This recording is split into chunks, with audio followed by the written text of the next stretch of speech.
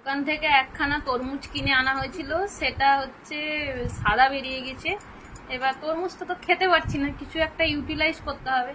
এবার সেটাকে আমরা কি করে ইউটিলাইজ করছি সেটাই দেখাচ্ছি। ধর, এইভাবে ধর। প্রথমে হচ্ছে আমাদের কাছে আছে এই একটা হানি, সেটা প্রথমে হচ্ছে এই সাদা তরমুজের উপর ভালো করে আমাদেরকে দিতে হবে।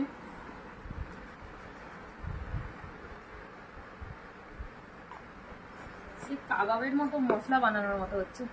ভালো করে এটাকে মাখিয়ে এবার কি আমাদের কাছে আছে কফি।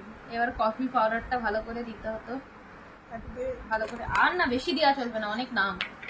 এবার কি এটাকে ভালো করে, আরো একটু চিনি দিলে ভালো হতো। চিনি আমাদের ঘরে শেষ হয়ে গেছে, ওই জন্য চিনিটা দিতে পারলাম না। ভালো করে এটাকে কাবাবের মশলা মাখানোর মতো ভালো করে মাখাতে হবে।